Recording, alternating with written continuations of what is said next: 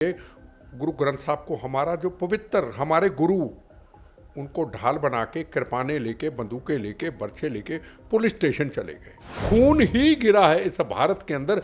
जो खालिस्तान की बात करता है, नहीं कभी नहीं, पहले भारत माँ। मेरे से पूछो मैं कौन हूँ? क्यों भी राम जी ने आपका क्या बिगाड़ा था?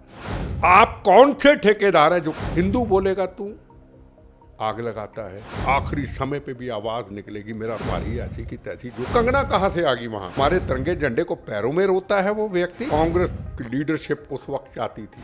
अमृतपाल की क्या हिम्मत थी? अमृत दूसरा कश्मीर फिर हम पंजाब में बनाने जा रहे हैं। तिरंगे झंडे के अशोक चक्र पे कृपान निकाली जाती है। कृपान हमारे सीने पे लगती है। दुख क्यों ना हो मेरे सिख भाई को, मेरा हमारे गुरु साहिबानों ने इस भारत के लिए कुर्बानी दी है। हम भूखे नंगे पाकिस्तान के टुकड़ों पे पलने वाले पन्नू जैसे लोग। गोल्डन टेम्पल में जो हुआ था, उस पर जो ऑपरेशन ब्लू स्टार उसके बाद हुआ, उस पर व्हाइट पेपर आना चाहिए। किन की गलतियों से ये आतंकवाद आया? उस वक्त की सरकार चाहती थी फौज ऑपरेशन करे। कांग्रेस ने इलेक्शन कराई, इतनी वोटों से जीत गए। उसमें साफ साफ दिखा खालिस्तान समर्थक लोग वहां नजर आए। मेरे सिख भाइयों के ऊपर गलों में टायर डाल के दिल्ली के अंदर पूरे देश के अंदर उनको रोदा गया। अगर मैं सच्चा सिख होता तो क्या अब आपको लगता है कि नरेंद्र मोदी उतने मजबूत, उतने स्ट्रांग रहेंगे, वैसे फैसले ले पाएंगे? एक चलाओगे तुम्हारी 100 चलाएंगे। आरएसएस का मुकाबला कर सकता है कोई? चाहे कश्मीर के अंदर हो, ठोक के जवाब दिया जाता है। क्या जैसे नरेंद्र मोदी जी का एक संकल्प है राष्ट्र, हमको तो नींद नहीं आई एक साल, हमारी मौत कैसे आएगी? कि तो नरेंद्र मोदी जी, नितिन गडकरी जी आए तो हम आज जिंदा कि बिट्टा अगर तिरंगा झंडा लहराएगा इसको बम्बों से उड़ा देंगे।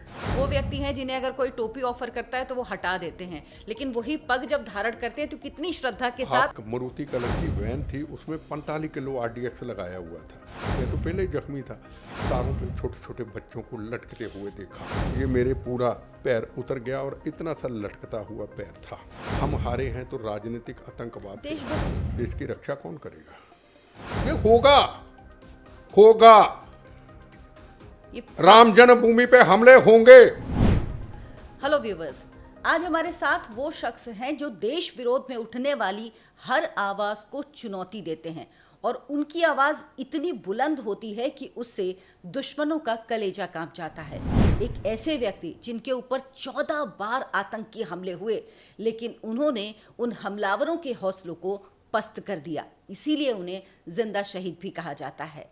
हमारे साथ हैं MS बिट्टा साहब, जो अब ऐसे लोगों के लिए, ऐसे परिवारों के लिए काम कर रहे हैं जो आतंकवाद का शिकार हुए हैं। Sir, thank you so much हमें टाइम देने के लिए। सर, आज हम ये पॉडकास्ट जब रिकॉर्ड कर रहे हैं, आज 5 जुलाई है। आज का दिन खास तौर पर मुझे इसलिए याद आ रहा है क्योंकि आज की जो सबसे बड़ी खबर है वो ये है कि अमृतपाल सिंह आज माननीय सांसद बन जाएगा। एक व्यक्ति जो देश में अलगाव फैलाने की कोशिश कर रहा है, जिस पर खालिस्तानी होने का आरोप है, वो असम की डिब्रूगढ़ जेल से निकलेगा और उसके बाद दिल्ली आएगा, संसद में वो शपथ लेगा और सांसद बन जाएगा। क्या हमारे कानून की ये कमजोरी है, या जिस तरह से खालिस्तानी आगे बढ़े हैं, कुछ ना कुछ ऐसा किया जाना चाहिए था कि ये नहीं होता? लेकिन क्या लोगों का भी सपोर्ट मिल रहा है, क्योंकि भारी वोटों से वो जीता भी है? देखो, आपने बड़ा एक अजीब सा सवाल पूछा और मैंने आतंकवाद को झेला है, हजारों बहनों के सुहाग उजड़ते हुए देखे हैं, बच्चों को यतीम होते हुए देखा है, खून की नदियां बहती देखी हैं। 36,000 बेगुनाहों का कत्लेआम हुआ। 19,000 हमारे हिंदू भाइयों का कत्लेआम कर दिया। बसों से, ट्रेनों से निकाल करके खून की नदियां बहा दी। अपनी आंखों से हर चीज़ को देखा है और बड़ी मुश्किल से सारी पॉलिटिकल पार्टियों ने मिलकर के आतंकवाद को समाप्त किया। इतिहास सामने है और अमृतपाल का इतिहास भी सामने है। गुरु ग्रंथ साहब को ढाल बना करके एक छोटे से केस, 57 केस के अंदर उसके दोस्त को बंद कर दिया गया। उसको छड़ाने के लिए गुरु ग्रंथ साहब को हमारा जो पवित्र हमारे गुरु, उनको ढाल बना के कृपाने लेके बंदूकें लेके बर्छे लेके पुलिस स्टेशन चले गए। वो पुलिस स्टेशन यहाँ नार्को टेररिज्म होता है। जहाँ अफीम होती है, जहाँ चर्च होती है, जहाँ दारू होती है, जहाँ गंदे लोग पकड़े जाते हैं, जहाँ जेल में बंद होते हैं, पवित्र स्थान को वहाँ ले गया। हंगामा हुआ, पूरे देश में आग लगी और पूरी दुनिया से पन्नू जैसे लोग जो देश को तोड़ने की कोशिश करते हैं, जो रोज तिरंगे झंडे का कनाडा अमेरिका के अंदर पैरों में रोते हैं, उसका फुटबॉल बनाते हैं, उसको अपमानित करते हैं तिरंगे झंडे को, और भारत माता के टुकड़े टुकड़े की बात करते हैं, उसके हक में वहां प्रदर्शन होता है। आपने बड़ा एक अजीब सा सवाल किया कि लाखों वोटों से जीता है। आपके लिए हो सकता है, देश की जनता के लिए हो सकता है लाखों वोटों से जीतना। दो सवाल हैं, एक है भारत मां, जहां शहीद आजम भगत सिंह, राजगुरु सुखदेव, मंगल पांडे, इस्तफाकुल्ला खां, सुभाष चंद्र बोस, रानी झांसी, किसी ने फांसी के रस्से को चूमा, किसी ने लाठियां खाई, लाला लाजपत राय जी ने और चंद्रशेखर आज़ाद जी ने अपने आप को अंग्रेज़ों से हाथों से मरने से अपने आप को शहीद होना पहल दी। एक वो इतिहास, एक इतिहास गुरु गोविंद सिंह जी का इतिहास, उनके बच्चों का इतिहास, वो सिख कौम का इतिहास। बच्चों को, साहबजादों को नींव में चनवा दिया गया औरंगजेब थे। एक इतिहास लाल किला के अंदर, चांदनी चौक के अंदर गुरु तेग बहादुर हिंद की चादर मानवता के लिए, राष्ट्र के लिए, देश के लिए, हिंदू के लिए, मुसलमान के लिए, सिख के लिए, ईसाई के लिए अपने शीश को निशावर कर दिया। ये वो पगड़ी, ये वो दस्तार हमारे गुरुओं ने दी। ये भारत माँ पूरी दुनिया के अंदर एक खून से सजा हुआ देश है। एक होता है फूलों से, एक खून ही गिरा है इस भारत के अंदर, लाल खून से, शहीदों के खून से, कुर्बानियों से, तपों जपों से, गुरुओं से ये सजा हुआ है। और उस भारत को तोड़ने की कोशिश कोई करे और कहे कि 4 लाख वोटों से जीत गया, एक तरफ 4 लाख नहीं, एक तरफ पूरी जनता आ जाए, एक तरफ भारत माँ हो, बिट्टा भारत माँ के साथ खड़ा था और इस बोनस की जिंदगी में आखिरी सांस तक खड़ा हो रहेगा। जो व्यक्ति संविधान को अपमान करता है, जो भारत माँ को तोड़ने की कोशिश करता है, जो खालिस्तान की बात करता है, जो इंदिरा गांधी के शहीद करने के बाद ये सरेआम कहता है हमने इंदिरा गांधी को भी मारा था, अब नरेंद्र मोदी, अमित शाह तुम्हें मारेंगे। क्या हिंदुस्तान धर्मशाला है क्या? ये भारत माँ ये धर्मशाला नहीं है। को बांग्लादेश से आ जाए, को पाकिस्तान से आ जाए, को नेपाल से आके इस हिंदुस्तान के अंदर धर्मशाला बना दे, को कनाडा से आ जाए, को दुबई से आ जाए। कल बाल कटे हुए थे, दाढ़ी कटी हुई थी, क्या क्या धंधे काम वहाँ करते थे। यहाँ आए, गुरु ग्रंथ साहब महाराज को याद करते हुए चोला पहना, अमृत छका, हाथ में, अरे बंदूकों का क्या काम? बंदूकों का काम था जब मुगलों से लड़ाई थी। हाँ, कृपान जरूर हाथ में होनी चाहिए, ये गुरु महाराज का दिया हुआ शस्त्र है। बंदूकें साथ में, दाढ़ी कटी हुई बंदूक वालों की, सिर पे वाल नहीं, ऊपर दस्तार पहन ली और हम लोग पीछे लग गए। पहले भी लोग ऐसे पीछे लगे थे, पहले ही पंजाब इसलिए बर्बाद हुआ था। सिख कौम आगे क्यों ना आए? कल मैं हैरान था, एक यूट्यूब चैनल में देख रहा था कि दिल्ली की गुरुद्वारा प्रबंधक कमेटी वो कहती इनको प्रोल देनी चाहिए, इनको पंजाब में घुमाना चाहिए। पंजाब के लोगों ने जताया अरे आपकी सोच हो सकती है, जो व्यक्ति तिरंगे झंडे का अपमान करे, तिरंगे झंडे को अपमान करने वाले उसके सपोर्ट में हो, विदेशों से फंडिंग आती हो, ये आपकी सोच हो सकती है कि हमने सिख समाज को खुश करना। नहीं, कभी नहीं। पहले भारत माँ, मेरे से पूछो मैं कौन हूं, मेरी धर्म कास्ट क्या है, मैं खुल के कहता हूं, कोई कहने को झिझक। मेरा धर्म भारत माँ, मेरी जात वंदे मातरम, फिर मेरी सिक्खी की सुंदर पहचान है जो गुरु महाराज ने हमें पापी सिखों को दी है। क्या हमें लोग ये कहेंगे कि ये वो लोग हैं जिन्होंने लाल किला में आज़ादी का तिरंगा झंडा का अपमान किया था? ये वो लोग हैं जिन्होंने पैरों के अंदर तिरंगे, हिंदू, मुसलमान, सिख, ईसाइयों के तिरंगे झंडे को रोदा था? ये वो लोग हैं जो बिट्टा को नहीं जानते, बिट्टा को भी कल को यही कहेंगे ये वो सरदार है? नहीं, सरदार की पहचान मानवता की रक्षा है, मजलूमों की रक्षा है। सिख धर्म बना ही इसलिए। अमृत चखा हिंदू परिवार में 4 बेटे। सिख जो है वो हिंदुओं के लिए ताता, चाचा, ताए, मामे के भाई नहीं हैं, सगे भाई हैं। एक परिवार के 4 बेटे एक अमृत चख लेते हैं और वो सिख बन जाते हैं। बने हिंदुओं की रक्षा के लिए, धर्म की रक्षा के लिए, समाज की रक्षा के लिए, लोगों की रक्षा के लिए।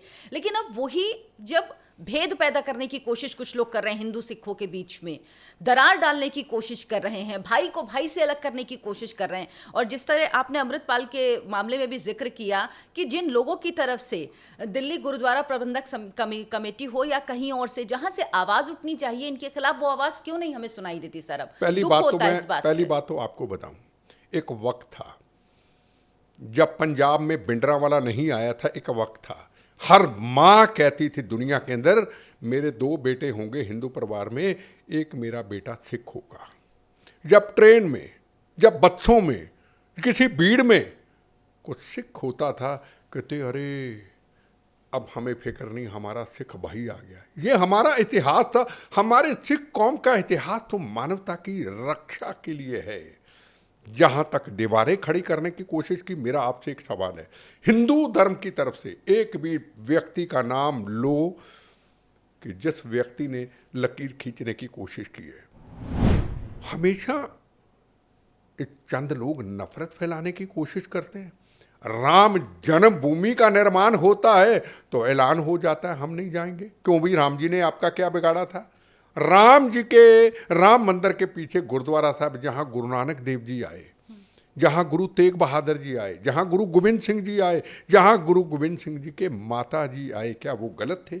हम उन विवाद में नहीं पड़ना चाहते, पर ये विवाद खड़ा क्यों हो? क्या हरमंदिर साहब के 4 दरवाजों में 20% सिख और 80% हिंदू भाई, ईसाई, मुसलमान जाते हैं? 4 दरवाज़ों ने, क्या उनके अंदर कभी फ़र्क आया? क्या 36,000 बेगुनाहों का कत्लेआम पंजाब में इन खालिस्तानियों ने किया, जिसमें 19,000 हिंदू भाइयों का कत्लेआम किया? क्या किसी हिंदू भाई ने ये कहा मैं हरमंदिर साहब नहीं जाऊंगा? आप कौन से ठेकेदार हैं जो कहते मंदिरों में सिख नहीं जाएगा? ये बड़े सवाल हैं। और फिर मैं एक सवाल का जवाब आपको दूं, सिख धर्म से आवाज़ क्यों ना उठे? बार बार हर जगह पे कहता हूं, हिंदू बोलेगा तो फिरका प्रस्त है, हिंदू बोलेगा तो आरएसएस है, हिंदू बोलेगा तो नफरत फैलाने वाला है, हिंदू बोलेगा तो आग लगाता है। सिख कौम से आवाज ना उठे तो दीवार कौन खड़ी कर रहा है? मैं आपसे सवाल पूछता हूं, जितनी देर तक सिख कौम से आवाज नहीं उठेगी, गलत को गलत नहीं कहेंगे, ये आग लगती जाएगी। और कनाडा, अमेरिका के अंदर पन्नू जैसे लोग, यूके के अंदर जिन्होंने तिरंगे झंडे का अपमान किया, जिन्होंने भगत सिंह को आतंकवादी कह दिया, उसके ऊपर हमारी आवाज नहीं उठती। पाकिस्तान दुश्मन देश के अंदर भगत सिंह को सलूट किया जाता है, भगत सिंह को याद किया जाता है दुश्मन। और हमारी कौम में से निकले हुए भगत सिंह, जिन्होंने फांसी को, रस्से को हंस के चूमा, उसको आतंकवादी कहा जाता है, तो सिख कौम से कोई आवाज़ नहीं उठेगी? ये प्रश्न और सवाल हैं।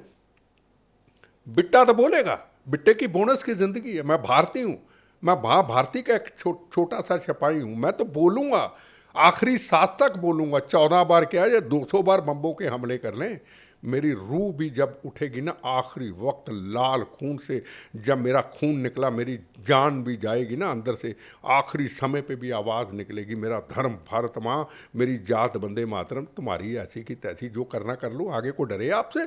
भारत माँ, जहाँ सिख, हिंदू, मुसलमान, ईसाई जब वर्दी पहनता है भारत माता की, सीमाओं की रक्षा करता है, तो मौत का कफन बांध के कहता है मैं सरदार हूँ, मैं मुसलमान हूँ, मैं हिंदू हूँ, मैं ईसाई हूँ, पर सबसे पहले भारतीय हूँ। और उसकी मिसाल सामने चाइना बॉर्डर के ऊपर गुरतेज सिंह नाम का एक बहादुर फौज का जवान एक कृपान से कितने सैनिकों को काट के रख दिया। ये भारत की पहचान है। ये क्यों ना बनाए? ये धर्म के नाम के ऊपर ठेकेदारियां, ये वोट के नाम के ऊपर राजनीति, क्या ये देश को बर्बाद नहीं कर रही? क्या कौम से आवाज क्यों ना उठे? ये बहुत बड़ा प्रश्न है मेरी उन जिम्मेदार लोगों से। सर, किसान आंदोलन हुआ, उसमें साफ साफ दिखा खालिस्तान समर्थक लोग वहां नजर आए। मैंने खुद लंबे समय तक वो आंदोलन कवर किया। शाहीन बाग में जब सीए को लेकर प्रदर्शन हुआ, उसमें देखा गया कि सिखों ने लंगर चलाया, जो चाहते थे कि देश में विभेद पैदा हो, वो वाले तबके की मैं बात कर रही हूँ।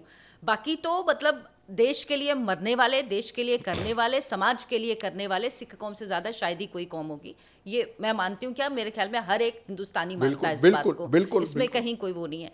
अब आपने हरमंदर साहब की बात की, वहां पर मैं खुद जाती हूँ, मैं खुद मत्था टेकती हूँ, मेरी बहुत श्रद्धा है। लेकिन अभी कुछ दिन पहले एक तस्वीर आई कि वहां पर नमाज तो पढ़ी जा सकती है, लेकिन एक बच्ची बैठ के अगर योगा कर रही है तो उसमें ऑब्जेक्शन आ जाता है। ये बातें दिल तोड़ती हैं कि आखिर जिनको खिलाफत करनी चाहिए वो बोलते नहीं है, और जो अच्छी चीजें होती हैं उसमें वो विरोध करते हैं। हाँ, मैं एक चीज़ आपको कहूँ, आपने बिल्कुल कहा, एक चीज़ सामने अमृतपाल की गलत हो रही है ना? या कहीं हरमंदर साहब में तो नमाज की बात नहीं, ये तो मेरा घर पास है, नमाज का तो सवाल ही नहीं पैदा होता। कहीं और कर रही हो तो मुझे पता नहीं, हरमंदर साहब में नहीं, कि बिल्कुल सामने में रहता हूँ। देखो, हमारे हरमंदर साहब की एक परंपरा है ना? वहाँ आप योगा नहीं कर सकते, पर हाँ, जो बाहर से लोग आते हैं, कई बार उनको समझ नहीं होती, कुछ सिर पे कपड़ा नहीं लेता, वो जानबूझ के नहीं करते। हाँ, पता नहीं उनको बेचारों को पता नहीं होता। मैं ही कहीं राम जन्मभूमि के कहीं गुरुद्वारा साहब में गया, तो मेरे साथ मेरे हिंदू दोस्त थे, वो अंदर ऐसे जा रहे थे, मैं एकदम देखा, मैं कहा यार अपने सिर पे कपड़ा रख लो। कहने सर माफ़ी देना। अब वही अगर वीडियो बन जाती तो आग लग जाती, पर मेरे दोस्त थे, मुझे पता उनकी सोच ऐसी नहीं थी। हो सकता है उस लड़की की सोच शरारती ना हो, वो गलती कर बैठी, वो बैठ के ध्यान लगा रहे ध्यान लगाना तो लगा सकता है ना, ध्यान तो हर ध्यान जगह ही पे लगा लगता है, रहे घर भी लगा सकते, गुरुद्वारे, मंदिर, मस्जिद, सब जगह पे। असूल ये चाहिए था, उस चीज़ को आग लगाने के बजाय उस बच्ची को कहते, बेटा यहाँ ऐसा नहीं है, तुमने गलती की, कहीं भी ऐसी गलती मत करना। एक प्यार से समझा सकते थे। अपने बच्चे हैं, बच्चे हैं अपने, है ना? अब उसके लड़की के मन में ये नफरत आ जाएगी कि मैं तो अब जाऊंगी नहीं, उसको देख के 10 लोग और कहेंगे मैं जाऊं, फर्क नहीं उस चीज का पड़ेगा, पर एक जो विचारधारा है उसमें फर्क पड़ता है। हम कोई चीज़ों को, अगर किसी ने गलती की है, उसको प्यार से समझा सकते हैं कि बेटा ऐसे नहीं करना, ये आपसे गलती, ये पवित्र स्थान है, ये असूल नहीं, वो क्षमा मांग लेती, कहानी खत्म हो जाती। इशू क्यों बना? इशू हम खुद कई बार बनाते हैं कि जब कंगना ने भेज दी, कंगना कहाँ थी, कंगना कहाँ से आ गई वहाँ? किसी ने कहा कंगना ने भेज दी, किसी ने गुजरात से शरारत कर दी। अरे गुजरात को क्यों बदनाम कर रहे हो भैया? गलती की, गलती उसने मान ली, खत्म हो गई कहानी। उसको चैप्टर को बंद करो और लिख के ला दो भी आगे से ऐसा कोई नहीं कर, खत्म कहानी। उसको इशू जो हम बनाते हैं ना, आग लगाने वाले, जैसे आपने कहा नफरत की दीवार खींचने वाले, ये वो इशू बनाते हैं। और सोशल मीडिया का दौर है, बहुत जल्दी खबरें फैलती हैं, और नेगेटिव खबरें तो इतनी तेजी से फैलती हैं, रोकना मुश्किल हो जाता है। कनाडा की बात आपने की, कनाडा का जिक्र आपने किया। कनाडा ऐसा देश जहां के प्रधानमंत्री जस्टिन ट्रूडो, जिनको जब खालिस्तानियों के लिए बात करनी हो, जो भारत विरोधी ताकतें उनके लिए बात करनी, तो बड़े जोर शोर से बात करते हैं, लेकिन जब ऐसे किसी व्यक्ति की वहां पर हत्या हो जाती है तो वो उसका आरोप भारत पर मढ़ देते हैं। उनको आखिर इतना इंटरेस्ट क्यों है भारत? देखो जी, मैं एक बात का आपको सवाल का जवाब दूं। आपने व्यक्ति कहा, वो व्यक्ति नहीं है जिसको मारा गया, वो एक आतंकवादी था। पंजाब में हजारों बहनों के सुहागों को उजाड़ करके वो यूके और अमेरिका में चले गए थे, और वो कनाडा में चले गए थे।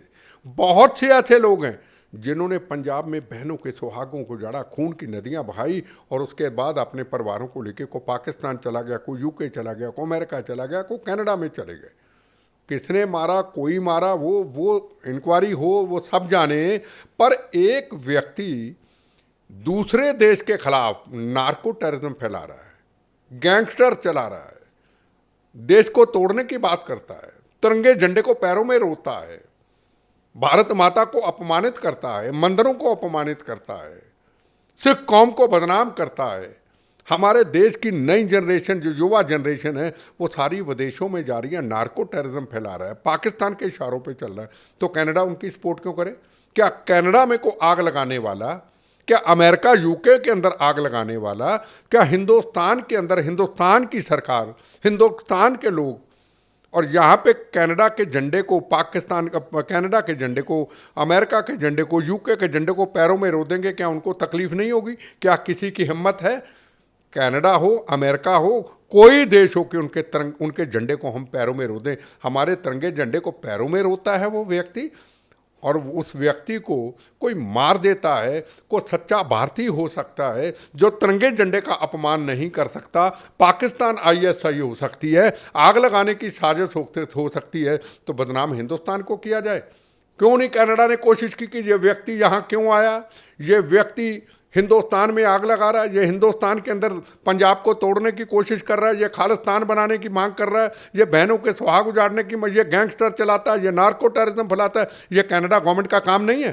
कनाडा गवर्नमेंट का काम है कि पाकिस्तान की तरह पूरे हिंदुस्तान में, दुनिया में कोई भी क्राइम करो, किसी को मारो, नार्को टेररिज्म फैलाओ, नई जनरेशन बर्बाद करो, देशों का अपमान करो, झंडे का अपमान करो, और हमारे देश में आ जाओ, स्वागत है। ये कनाडा देश है क्या?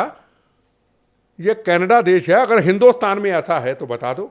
ये कनाडा की जिम्मेदारी बनती है ऐसे लोगों को निकाल करके जिस जिस देश में है उनको वापस भेजिए। हिंदुस्तान में तो हिंदुस्तान में वापस भेजिए। अपने देश को कनाडा दूसरा पाकिस्तान बनाने की कोशिश ना करे। ये आज का हिंदुस्तान है। सर, पंजाब दुनिया का एक ऐसा इकलौता उदाहरण है जहां पर आतंकवाद खत्म हुआ, इतनी तेजी से फैला, उसके बाद उसको जड़ से खत्म कर दिया गया। लेकिन अभी जो हालात हो रहे हैं, खालिस्तानियों के ऐसा लग रहा है कि पैठ बढ़ रही है, वहां पे आवाजें ऐसी सुनाई देने लगी है। इस वक्त वहां पर जो सरकार है, ऐसा लगता है वो उतने कड़े कदम नहीं उठा रही पंजाब की सरकार जो उठाना चाहिए। आप पंजाब के हालात को किस तरह से देखते हैं? देखो जी, दो बातें हैं। पहली बात तो आतंकवाद खत्म हुआ, ये तो बड़ा लास्ट चैप्टर है। आतंकवाद आया कौन, लाया कौन, आग लगाई किसने? आग तो हम राजनीतिक लोगों ने लगाई। भिंडरांवाला तो हम राजनीतिक लोगों ने तैयार किया। बिल्कुल। हरमंदर साहब में भी हमने भेजा। को लोगों ने तो किताबें लिख ली, मैं तो आंखें खुली, सामने मेरा घर है, मैं सारी खुली किताब हूँ। अकाली दल को कमज़ोर करने के लिए, बादल को कमज़ोर करने के लिए कांग्रेस की लीडरशिप उस वक्त चाहती थी, इंटेलिजेंस एजेंसियाँ उस वक्त की, कि हम सदा राज करेंगे, इस पार्टी को ख़त्म कर दो, हम सदा राज करेंगे। सदा राज करते करते भिंडरांवाला हाथ से निकल गया। पाकिस्तान ने हथियार भेज दिए, गुरुद्वारा साहब को ढाल बना लिया, 84 के दंगे भी हो गए, 36,000 लोगों का कत्लेआम भी हुआ। आग अभी तक जारी है और अभी भी उस मोड़ पे हैं हम, अभी भी उस हालात में हैं हम। मैं कई बार बड़े बड़े सीनियर लीडर को, सब पॉलिटिकल पार्टियों को कह चुका हूं कि पंजाब के अंदर सीरियस राजनीति, सीरियस पॉलिटिक्स करने की ज़रूरत है। वोट की खातर जो भी पॉलिटिकल पार्टी वहाँ पे धर्म के काम में दखल देगी, पंजाब फिर बर्बाद हो जाएगा। हम रास्ते पे चले, उस रास्ते पे चल पड़ा पंजाब। अमृतपाल की क्या हिम्मत थी, अमृतपाल जीत देता। इंदिरा गांधी के कातल के बेटे की क्या हिम्मत थी कि वो जीत जाता। ये नए सिंह के बेटे की आप बात कर कैसे रहे हैं। जीत जाता वो?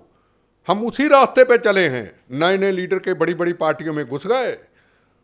पगड़ियाँ, बस पगड़ियाँ हैं, सरदार जी हैं, बस ले लो इनको, ले लो। आ गए, गलत रास्ता दे दिया, जीती, 2 सीटें जीत गई। और अगला वक्त के आने वाला याद रखिएगा, अगर भी सीरियस, चाहे कांग्रेस हो, चाहे बीजेपी हो, चाहे सीपीएम हो, चाहे सीपीआई हो, चाहे आम पार्टी हो, एक मंच पे इकट्ठे होकर अगर पंजाब के ऊपर ना सोचा तो पंजाब बर्बाद होने वाला है। अब ऐलान कर दिया, डिब्रू जेल में जो अमृतपाल के साथ और लोग बैठे हैं, अब हम भी चुनाव लड़ेंगे, हम भी चुनाव लड़ेंगे। 2 तो जीत गए, 27 में असेंबली, अगर 25 और अमृतपाल की बात मैं कर रहे हैं, 25-30 सीटें अगर बेगुनाहों के कत्ल करने वाले, जिसने मेरे पे हमले किए, जिसने 25 लोगों को ट्रेनों से, बसों से निकाल करके 50 लोगों को मारा, जेलों से बाहर आ चुके हैं, वो कह गए कुर्बानी योद्धे, महान योद्धे।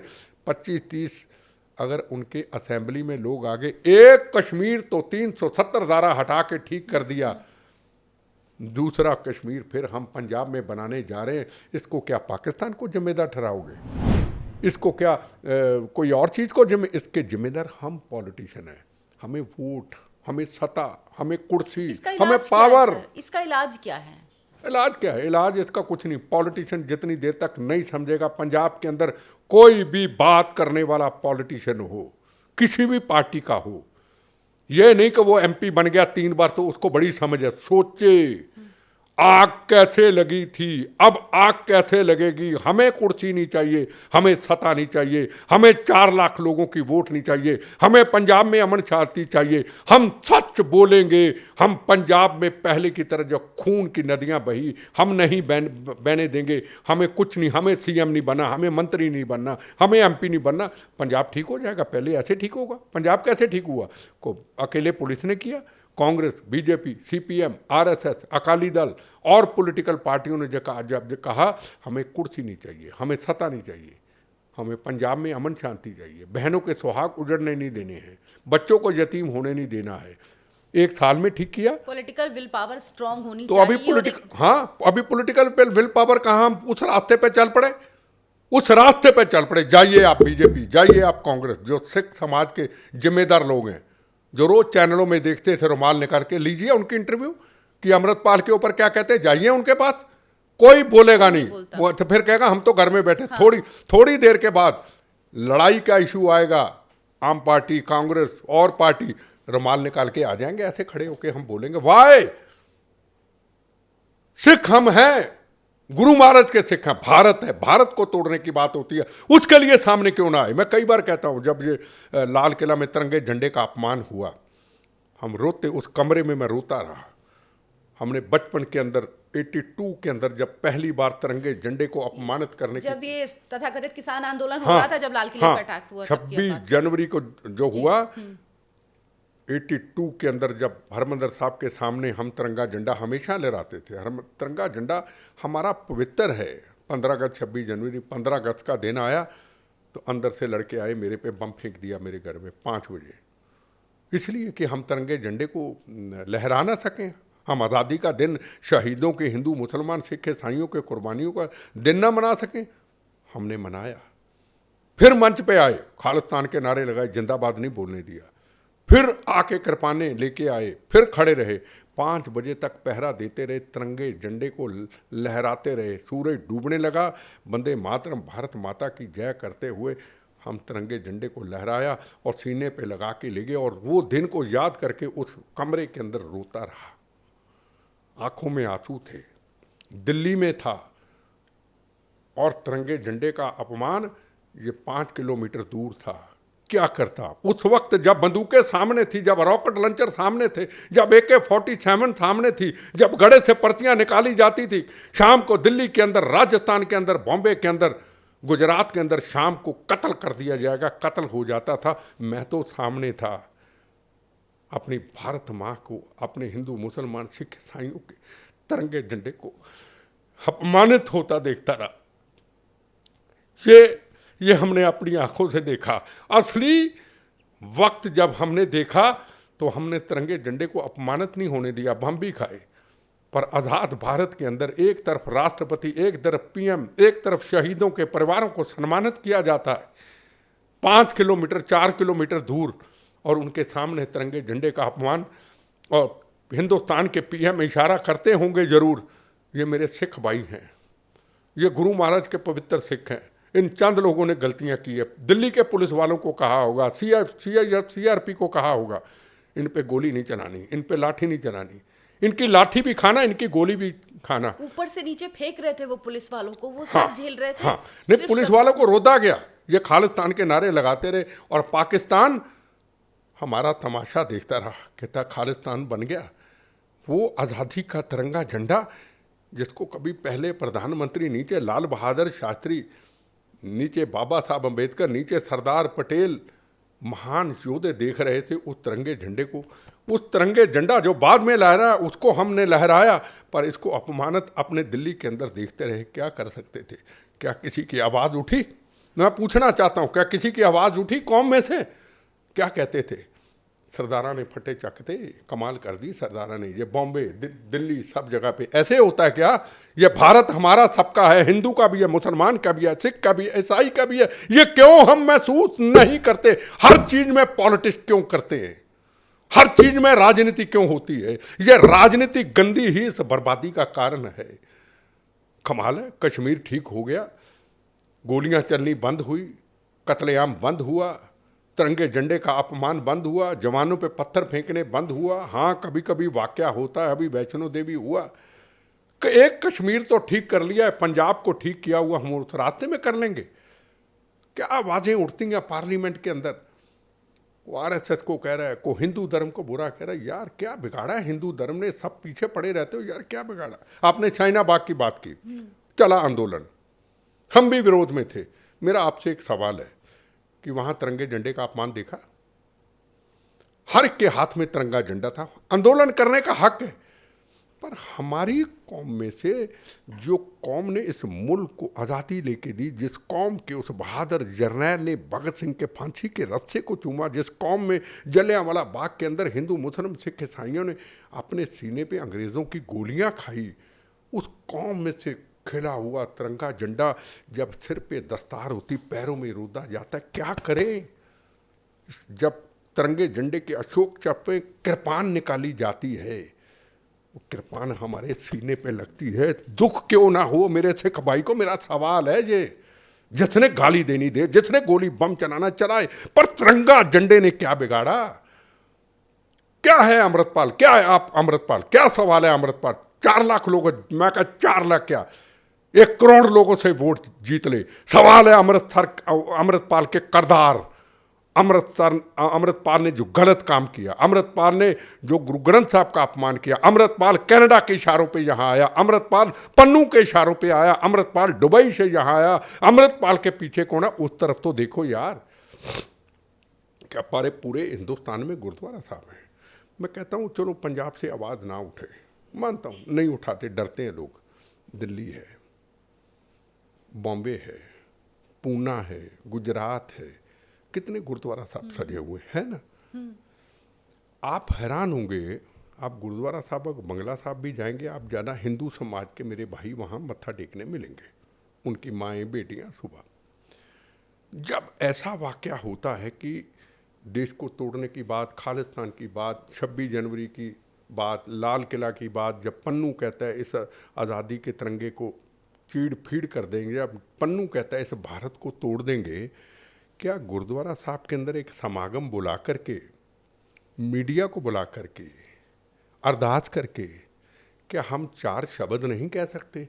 हम भारतीय हैं, हमारे गुरु साहिबानों ने इस भारत के लिए कुर्बानी दी है, मानवता के लिए दी है। हम भूखे नंगे पाकिस्तान के टुकड़ों पे पलने वाले पन्नू जैसे लोग, खालिस्तान के नारे देने वाले लोग, हमारी पगड़ी को बदनाम करने वाले लोग, हम उनके खिलाफ हैं। हमारा मतलब नहीं, हमारा देश भारत है, हम गुरु महाराज के सच्चे सिख हैं। कोई कहता ही नहीं। इसका मतलब क्या हुआ? मेरा सवाल का जवाब दो आप, मतलब क्या हुआ? क्या अरदास, क्या मत्था टेकना, क्या पाठ करना? इस भारत माँ के लिए कौन बात करेगा? भारत के टुकड़े टुकड़े करेंगे भाई, सरेआम कहा जाता है तिरंगे झंडे का, तो आवाज क्यों ना उठे? बताइए, मेरा सवाल का जवाब दीजिए, क्यों ना आवाज उठे? बिल्कुल आवाज आनी चाहिए, लेकिन इसी बात का दुख होता है कि जो जिम्मेदार लोग हैं, जिन पे जिम्मेदारी है, जिनकी तरफ से बोला जाना चाहिए, फिर वो नहीं बोलते नहीं। हैं। क्यों फिर इस देश को सरेआम मूर्ख बनाया जा रहा है? अब सरकार बन गई, मिनिस्ट्री बन गई, बड़े बड़े बुक्के लेके नीले पीले काले रंग के फोटो खिंचा के फेसबुक पे डालने रहे। तुम्हारे तिरंगे झंडे को अभी 10 दिन पहले यूके में और कनाडा के अंदर पैरों में रूदा गया। तुम्हारा अमृतपाल आ रहा है कि उसके ऊपर भी बोल दो भाई, ये तुम्हारी जिम्मेदारी है।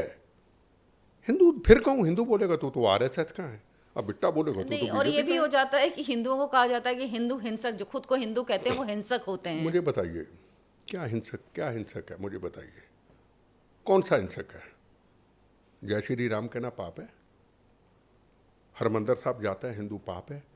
अमृतसर जाइए, लिस्ट कैमरा ले जाइए, पूछिए आप कौन है, कहाँ से आए हैं। मेरे लोगों की जिम्मेदारी होती है, मैं अमृतसर का हूँ, गुजरात से, बाहर से जितने भी लोग आते हैं, क्रिश्चियन भी आते हैं, 2-2 बसें आती हैं, उनको दर्शन कराने की जिम्मेदारी होती है। मेरे पास लिस्ट है। क्या बात कर रहे हैं? फर्क ही नहीं है, कोई फर्क डालने वाले कौन है? ये चंद लोग। और सबसे बड़ा गुनाह है कि हमारे जैसे लोग बोलते नहीं। अच्छा, कहते हैं जैसे आपने कहा सारे तो ऐसे नहीं है, मैं कहता हूँ चुप रहना भी गुनाह है। सारे तो ऐसे नहीं हैं। अरे तुम्हारे तिरंगे झंडे को पैरों में रोक दिया, पगड़ी पहन के, अरे तुम्हारे भारत माँ को बुरा भला कह दिया, अगर तुम्हारे भगत सिंह को आतंकवादी कह दिया तो फिर तुम चुप? वाय, तेरा खून नहीं खौलता क्या? मेरा खून नहीं खौलता जब तिरंगे झंडे के बीच में कृपान निकलते, मेरा खून नहीं खौलता क्या? आप फेसबुक मेरी चेक कर लो, मैंने तिरंगे झंडे के ऊपर वीडियो डाली, एक भी सिख भाई का कमेंट्स नहीं है। किसी का होगा तो मजाक उड़ाया होगा, सब हिंदुओं के हैं यार बड़ा बुरा हुआ, वाहे मुझे क्या पता कमेंट्स करने वाले को, इसका मतलब हमारे में कमी है, अलग है, तकलीफ है, होगी इनको, मैंने क्या लेना? मैं तो भारतीय हूँ भाई, मैं तो देश से हूँ, मैं तो मेरी बोनस की ज़िंदगी है, मैं तो भारत के लिए देनी है भाई। ये समझ में नहीं आता है, मैं भी जब सोचती हूँ मुझे समझ में नहीं आता है कि हम एक परिवार हैं, एक साथ रहे हैं, एक ही परिवार के 4 में से एक अमृतसर के सिख बन जाते हैं। फिर ये भेद पैदा कैसे हुआ, कहाँ से हुआ? और आपका जो जज्बा है वो शायद उसका 10% भी अगर बाकी लोगों में दिख जाए तो ये देश और सिख कौम कहाँ की कहाँ पहुँच जाए। आप बात करते हैं कि गोल्डन टेम्पल में जो हुआ था उस पर, जो ऑपरेशन ब्लू स्टार उसके बाद हुआ, उस पर वाइट पेपर आना चाहिए। क्या ये आपकी मांग है सरकार के से? आपने कभी मांग की, कभी ये बात आगे देखो बढ़ाई जी, किस तरह जैसे से? आपने एक सवाल किया, बड़ी मुश्किल से आतंकवाद समाप्त हुआ, यहाँ स्टोरी खत्म नहीं होती जितनी देर तक व्हाइट पेपर में नहीं आएगा किन की गलतियों से ये आतंकवाद आया, किन की गलतियों से 84 के दंगे हुए, किन की गलतियों से ब्लू स्टार ऑपरेशन हुआ, हालात क्यों बने, हरमंदिर साहब को ढाल किसने बनाया? मुझे एक बताइए, हरमंदिर साहब एक पवित्र स्थान है, हमारे गुरु साहिबानों ने अमृतसर के अंदर एक किला बनाया था, उसको कहते हरगोबिंद जी का किला, शायद माफ़ करना को गलती ना हो नाम लेने में। उन्होंने कहा हरमंदिर साहब में जंग नहीं होगी, जंग होगी तो उस किले में हम जाएंगे। ठीक, ये कहते भिंडरांवाला बहुत बड़ा योद्धा था, वो महान संत है, महान संत था।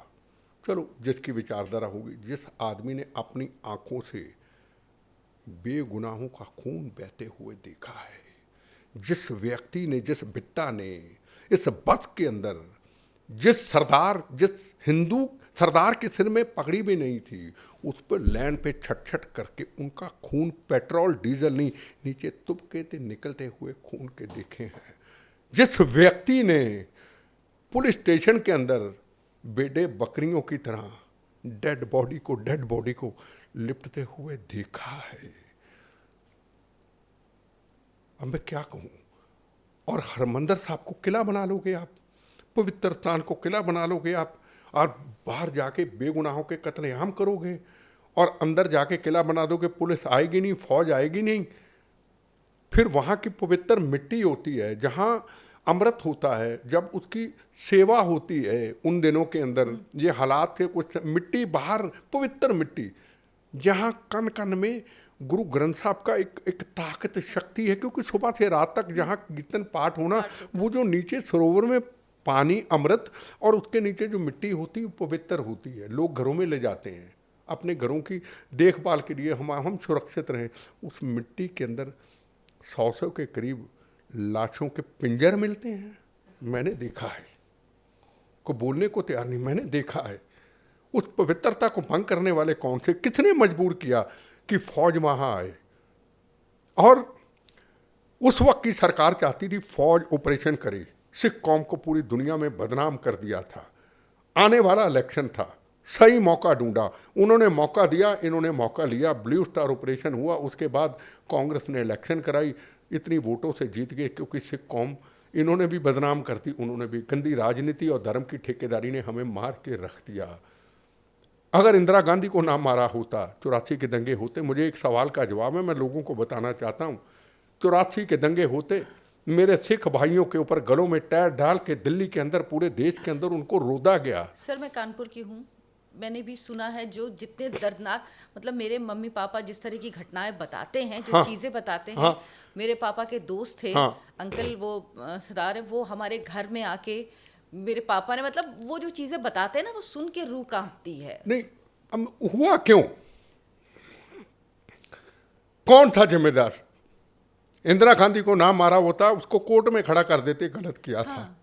3600 और मसले थे, उनकी को कचहरी में कहीं खड़ा कर देते। आपने इंदिरा गांधी को मारा, आपके खोपड़ी नहीं थी आपकी, उसका बेटा तो जीत गया खालसा, क्या आपकी खोपड़ी नहीं थी? आपके पिता की खोपड़ी नहीं थी कि मेरा ये कर्म करने के बाद पूरे देश में दंगे होंगे? इंदिरा गांधी एक पॉपुलर लीडर थी, देश के दंगे हुए, प्रधानमंत्री के साथ उन आप- 84 के दंगे वाले सिख लोगों को अभी तक इंसाफ नहीं मिल पाया। को बिहार से, को कानपुर से, को दिल्ली से उजड़ के पता नहीं कहाँ कहाँ चले गए। मेरे कई ऐसे दोस्त हैं, उसकी कोई बात करने वाला नहीं। इसका जिम्मेदार कौन था? इसका जिम्मेदार देश की गंदी राजनीति, कुर्सी और सत्ता की राजनीति और भिंडरावाले की गंदी पॉलिटिक्स। मैं अगर भिंडरावाले की जगह पे होता, खुदा न खास्ता फौज आती, मेरी अपनी सोच है, कहते जा तो बाहर आ जाओ, नहीं तो हमला करेंगे। अगर मैं सच्चा सिख होता गुरु महाराज का, मैं ये कहता मुझे मौत कबूल है, मैं बाहर आ रहा हूं, पर मुझे किसी सूरत में मेरे पवित्र स्थान कुर्बानियों से, शहादतों से, तपों से, जपों से, जहां हिंदू, जहां मुसलमान, जहां सिख, जहां ईसाई सिर झुकाता है, मैं इस पे गोली की एक कंकर का छरा भी मैं बर्दाश्त नहीं करूंगा। मुझे आ जाओ और मेरे शरीर पे इतनी गोलियां बम्बों से उड़ा दो, मेरे शरीर की नस भी ना बचे। अगर मैं सच्चा सिख होता तो ये सच्चे सिख थे? मैं पूछना चाहता हूं। गुरु ग्रंथ साहब को इन्होंने ढाल बना लिया, हरमंदर साहब को ढाल बना लिया। ना आप बचे, ना हरमंदर साहब बचा, ना आप बचे, ना हरमंदर साहब बचा, और 84 के दंगे भी हो गए। उस तरफ को जाने का कोई नहीं। संत जरनैल सिंह भिंडरावाला, ठीक है भी, फिर आने वाला वक्त तो ये होगा जो मुझे दिखता है 25 साल, 30 साल, 50 साल के बाद हमारे गुरु साहिबानों को लोग भूल जाएंगे। लाल किला में हमारे बंगला साहब गुरुद्वारा को भूल जाएंगे, इनके गुरुद्वारा साहब जगह जगह बनेंगे। लोग अगर अब भूल गए, उस वक्त भूल जाएंगे, कहते यही तो गुरु महाराज थे। हमारे गुरु ग्रंथ साहब को लोग भूल जाएंगे। कौन है इसका जिम्मेदार बताइए? इसलिए कहते हैं व्हाइट पेपर जारी हो। गुनाहगार कौन था? इंटेलिजेंस एजेंसियों का क्या रोल था उस वक्त? पॉलिटिकल पार्टियों का क्या रोल था? क्यों नहीं उन्होंने उस वक्त समझा? क्यों नहीं पता लगा? क्यों नहीं पहले पता लग पाया कि क्या पता कुछ हो रहा नहीं, है? खुद भेजा, खुद दिल्ली बुलाया, बंदूकें थी, मीडिया ने उठाया, मीडिया की वो बहुत बड़ा रोल था। आ गया उस वक्त बंदूकें, दिल्ली के अंदर बंदूकें लेके घूमना, अखबारों में आना, लोग तो पीछे लग जाते हैं। पॉलिटिक्स चमकाने के लिए सब कुछ किया गया, सिर्फ पॉलिटिकल मैं फायदा मैं उठाने कहता के हूं, लिए। आज हम वहीं खड़े हैं। देखो, इस देश की गंदी राजनीति ने इस राष्ट्र को बर्बाद किया है। इस देश की गंदी राजनीति ने कश्मीर के अंदर हमारे हजारों जवानों की जो शहादतें हुई हैं, कहीं 26/11 की घटना, कहीं पार्लियामेंट की घटना, कहीं सरोजिनी नगर के अंदर दिवाली को दिनों के अंदर पटाखे लेने जाते हैं, मिठाई लेने जाते हैं, माँ बाप वापस नहीं होते। हजारों कुर्बानियाँ, हजारों शहादतें, बेगुनाह लोग चले गए। कौन है इसका जिम्मेदार? हम लोग जिम्मेदार है। कश्मीरी मुद्दा था ना, मुद्दा तो कश्मीर था।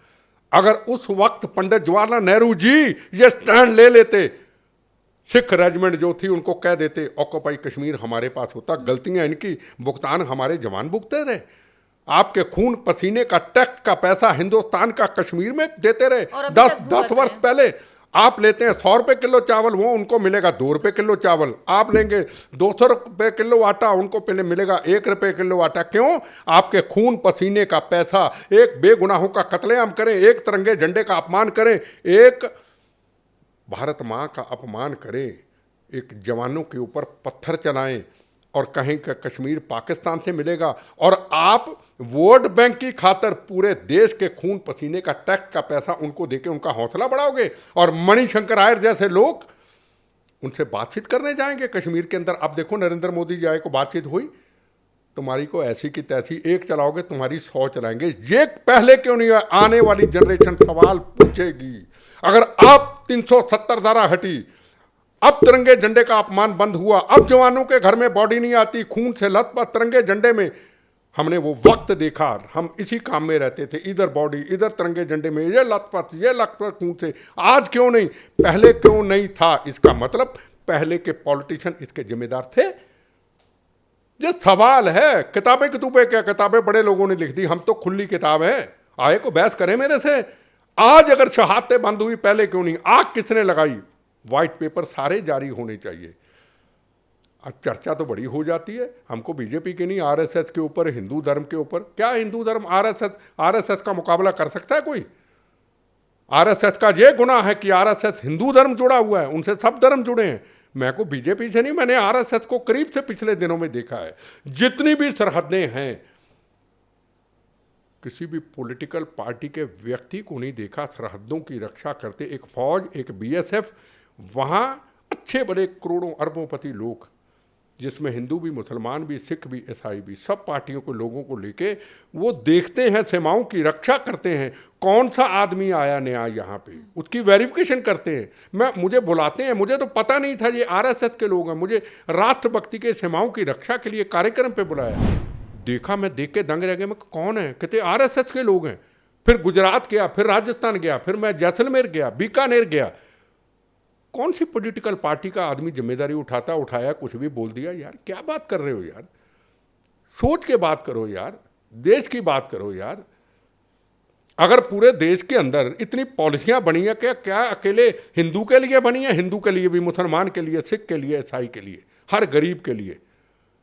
हिंदू, मुसलमान, सिख नहीं होना चाहिए हमारा। देखो, जिस दिन हर कौम, हर मजहब का व्यक्ति ये कहेगा मेरा धर्म भारत माँ, मेरी जात वंदे मातरम, सिलसिले खत्म हो जाएंगे। मैं कई बार सब जगह पे जाता हूँ, मुझे प्रेस वालों से बात होती है, मैं कहा मुझे एक सवाल का जवाब पूछता हूँ, आप 100 पूछिए, मुझे पहले आप सरदार समझते हैं या भारतीय? कहते हम फक्र से कहते हैं तू भारतीय हो। अगर बिट्टा की पहचान देश के लोगों ने भारतीय की है, दुनिया में बैठे हुए किसी सच्चे भारतीय ने भारतीय दिए, तो तू क्यों ना बनाई भाई? सवाल है, सवाल तो मैं सामने हूँ। मेरी कोई कास्ट, मुझे धर्म नहीं है, मैंने तो ये मेरे खून से निकला ना रहा। मेरा धर्म भारत माँ, मेरी जात वंदे मातरम, किसी शायर का नहीं है ये। जाओ यार, जिसने जो करना कर लो यार। तो दूसरा आदमी, दूसरी कौम, दूसरी मजहब का आदमी अपनी पहचान क्यों ना बनाए? मेरा ये सवाल है। चैलेंज करके कहता 1 to 1 कोई आ जाए, पन्नू आ जाए, कोई आ जाए, मेरे से बहस करे।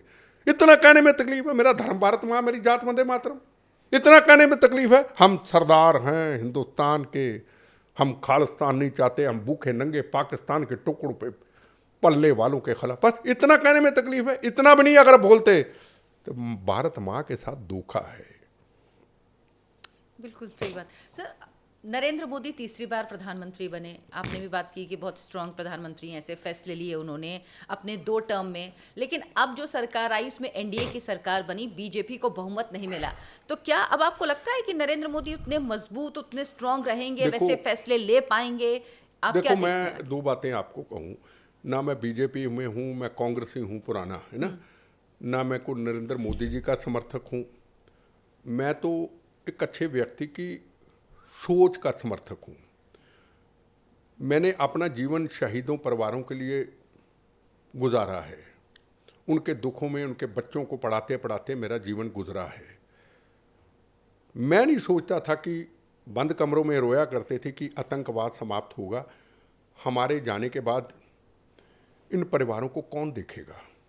हम देखते थे, विज्ञान भवन में फंक्शन कराते थे, सरकार जब 2-2 लाख देती थी कारगिल में, और पार्लियामेंट में 2-2 लाख देती थी। हम अमिताभ बच्चन को बुला करके, कुछ जिम्मेदार लोगों को बुला करके हम 5-5 लाख देते थे, दोस्त मिल करके। हमको देख के फिर एक मूवमेंट चलती थी। फिर साहब सिंह वर्मा जी आए, उन्होंने 15-15 लाख कर दिए, एक क्रांति लाए। अब नरेंद्र मोदी जी के आने के बाद पहली बात तो कोई शहीद वाला मामला ही नहीं रहा। अगर हो जाता है उसके 1 करोड़ की राशि, और स्टेट गवर्नमेंट जो 50,000 देती थी आज 1 करोड़ वो दे रही है। मतलब शहादत हो जाए, पहली बात तो हो ना, उनका परिवार को देख रेख करने वाला कोई ना कोई तो है, सरकार है। दूसरी बात, क्या अब बहनों के सुहाग उजड़ते नजर दिखाई देते हैं? अगर कहीं वाकया होता है, चाहे नक्सलाइटों का हो, चाहे कश्मीर के अंदर हो, ठोक के जवाब दिया जाता है। जवाब नहीं दिया जाता तो वो सिर्फ पंजाब में नहीं दिया जाता कि वो हमारे सिर पे गुरु महाराज की दस्तार है। जैसे 26 जनवरी के अंदर तिरंगे झंडे का अपमान होता, अगर कोई और होता गोली चलती, लाठियां चलती, मार मार भगाते। इतनी दिल्ली पुलिस पंजाब हिंदुस्तान की कमजोर नहीं है, दिल्ली की। पर ये नरेंद्र मोदी जी को भी आपने देखा होगा कि वो उनका जो सिख धर्म में श्रद्धा है वो अलग ही स्तर की। वो व्यक्ति हैं जिन्हें अगर कोई टोपी ऑफर करता है तो वो हटा देते हैं, लेकिन वही पग जब धारण करते हैं तो कितनी श्रद्धा के साथ उनसे मिलने के लिए कृपाण लेके लोग आते हैं प्रधानमंत्री के हाउस में। मैं इंदिरा गांधी के साथ काम किया, मैंने राजीव गांधी जी के साथ काम किया, नरसिम्हा राव मैं बच्चों की तरह था, मेरी गाड़ी सीधी अंदर जाती थी। मेरे हर महीने 2 महीने में पंजाब जब पूरा चरम पे टेररिज्म था, मैं 100 बसें लेके दिल्ली आता था। बाहर खड़ी रहती थी बसें, जितना भर सकता था पीएम हाउस भरता था, पुरानी वीडियो निकालना। किसी की कृपान नहीं जा सकती थी अंदर। कृपान बाहर रखो, फिर अंदर आप जाओगे। और नरेंद्र मोदी जी के टाइम पे मैंने देखा, इंदिरा गांधी हो या वाजपेयी जी हो या कोई, नहीं गई। राजीव गांधी के टाइम पे नहीं गई। नरेंद्र मोदी जी के टाइम पे अमृत छके समेत और स्वागत लाल पैट करते हुए लाल कारपेट से, और अंदर से दस्तार सजा के फकर से। और जब उनके गले में पीला परना डाला जाता है गुरु महाराज का, तो सिर झुकाते हैं। और जब पुलवामा युद्ध के बाद अटैक होता है बालाकोट के अंदर, जंग की तैयारी, और करतारपुर साहब खोलना होता है, वादा कर लेते हैं कौम से, पूरी दुनिया से, पूरे हिंदू से, मुसलमान से, सिख से, ये कॉरिडोर खुलेगा।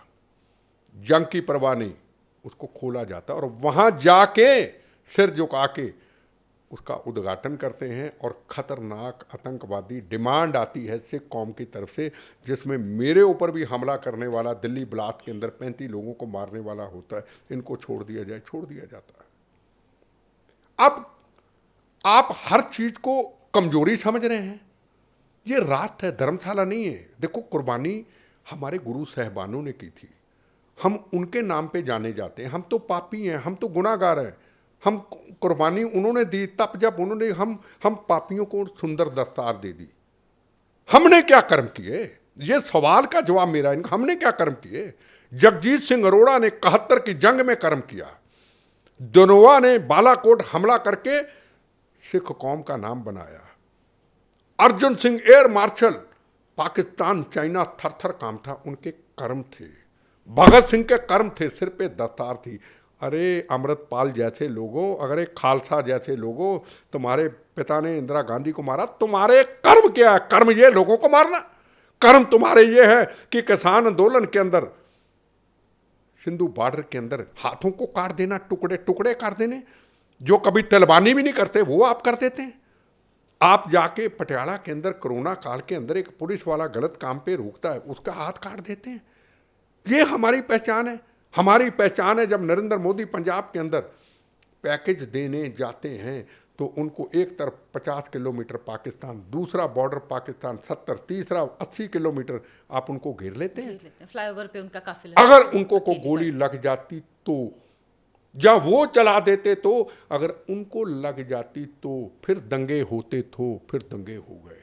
अरे निचोड़ तक क्यों नहीं जाते? व्हाइट पेपर क्यों नहीं जारी करते?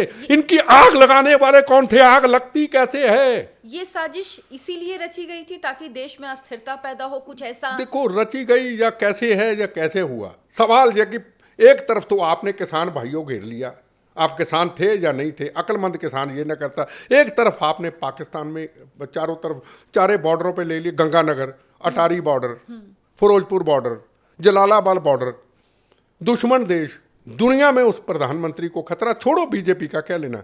प्रधानमंत्री अगर कुछ हो जाता तो, किसी पगड़ी वाले से कोई गलती हो जाती तो पूरे देश में आम सिखों का क्या हाल होता? उनका क्या कसूर था? क्या 84 के दंगों की तरह फिर हालात खराब होते? इस तरफ जाएगा कौन?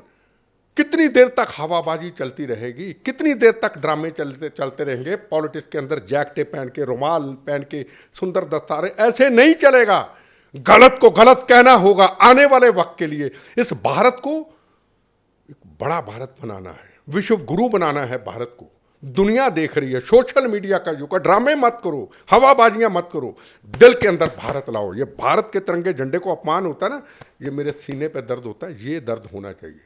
ड्रामे बंद होने चाहिए, हवाबाजी बंद होनी चाहिए, आवाज़ मुंह से निकलनी चाहिए।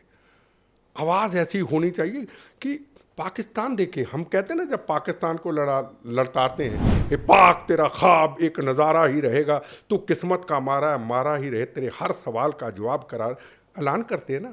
हमारे बड़े फतवे पढ़ते पाकिस्तान। हमने हिलाया पाकिस्तान को। हमने कब हिलाया पाकिस्तान? 93 के अंदर पाकिस्तान के चारों बॉर्डर घेर लिए, अटारी बॉर्डर घेर लिया। 2 लाख की यूथ कांग्रेस का भीड़ ले गए। 2 लाख की भीड़ थोड़ी नहीं होती। आज तो बड़ा लंबा गैप है। ये आप है ना, थोड़ा दूर वो गेट और इधर हम, और तिरंगे झंडे। क्या कहते रेंजर, बेनजीर भुट्टो को गाली देना बंद करो नहीं तो गोली से। मैं तुम्हारी ऐसी की तैसी, तेरे लोहे का गेट तोड़ के तिरंगे झंडे लेके लाहौर घुस जाएंगे, तेरी गोलियां खत्म हो जाएंगी। फिर गेड़ा गंगानगर, फिर गेड़ा कश्मीर, फिर गेड़ा कच्छ बॉर्डर, लाखों की भीड़।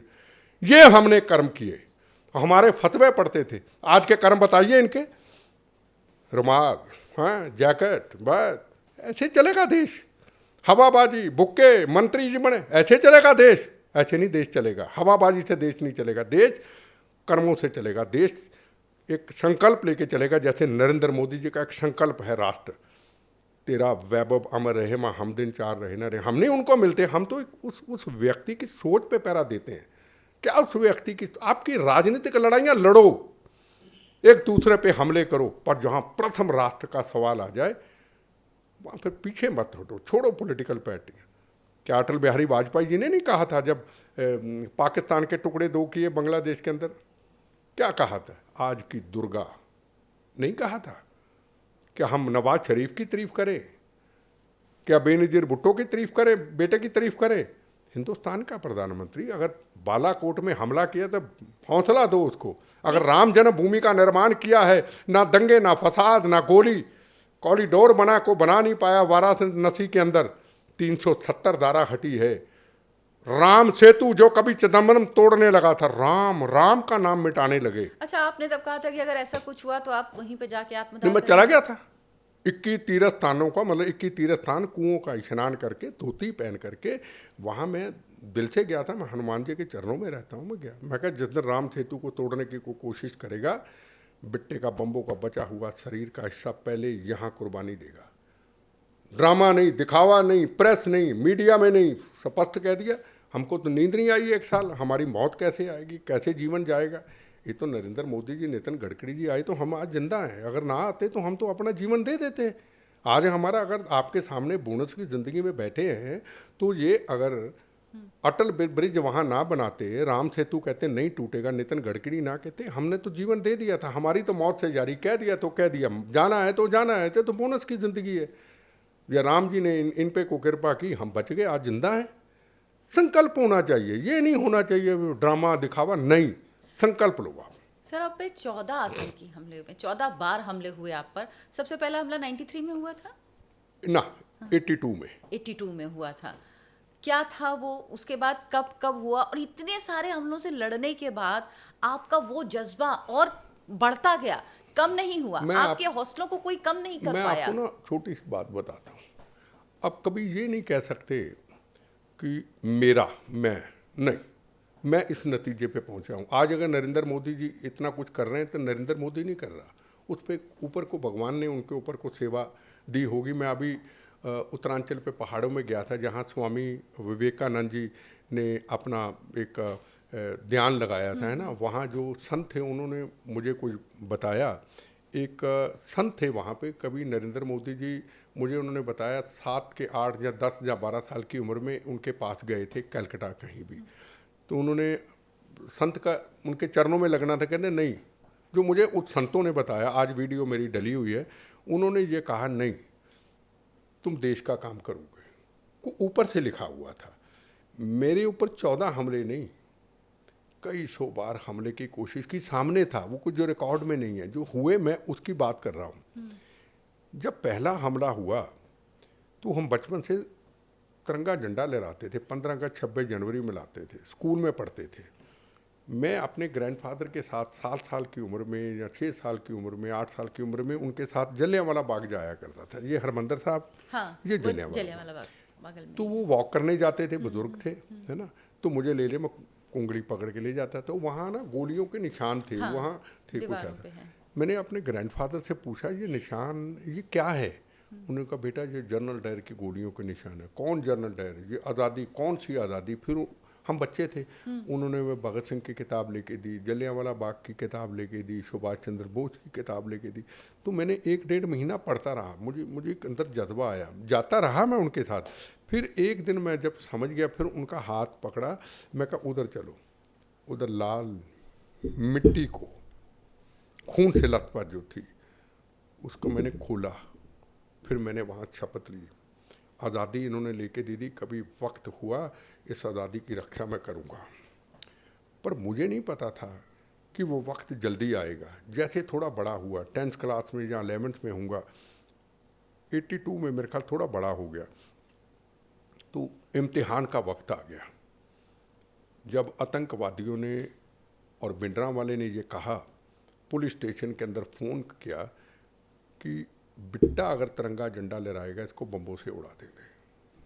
मेरे पास एक पुलिस स्टेशन का अभी तक नाम याद है, तिलक राज सब इंस्पेक्टर था, इंचार्ज था, आया कि बेटा जी इस बार आप हर साल करते रास्ता बदल लो। मैं कहा बिल्कुल नहीं। क्या ये खालिस्तान का झंडा है? ये तिरंगा झंडा है, ये आज़ादी का तिरंगा झंडा है, ये बचपन से लहराते रहे। बम चले या गोलियां चले यहीं लहराएंगे। उनका वो बम, मैं कहा चलाएंगे तो हम खाएंगे ना। वही बात हुई, सुबह 5 बजे हम शमियाने लगा रहे होते हैं, थोड़ा सा मैं अंदर जाता हूँ, आवाज़ आती बम की, ठाड़। 82 में? हाँ, वो बिल्कुल घर के मेरे आगे।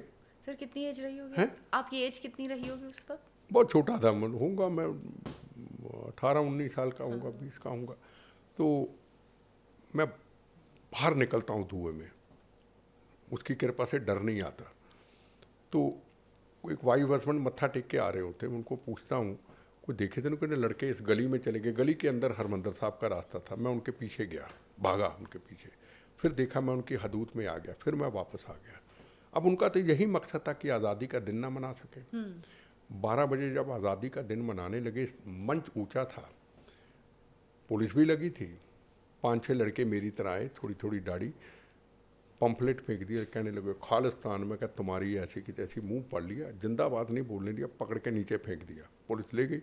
अंदर पता चला तिरंगा झंडा लहरा चुके थे। अंदर पता चला वो कृपाने लेके आए, हमने भी निकाल ली। फिर BSF थी, उन्होंने लाल झंडा गाड़ दिया, इधर से उधर जाएगा हम गोली चलाएंगे। फिर उन्होंने कहा तिरंगे झंडे को उतार के आग लगाएंगे। हम 5 बजे तक उस तिरंगे झंडे के नीचे पहरा देते रहे अपने नौजवान दोस्तों के साथ। वंदे मातरम, भारत माता की जय, बोले सोनिहाल बोलते रहे।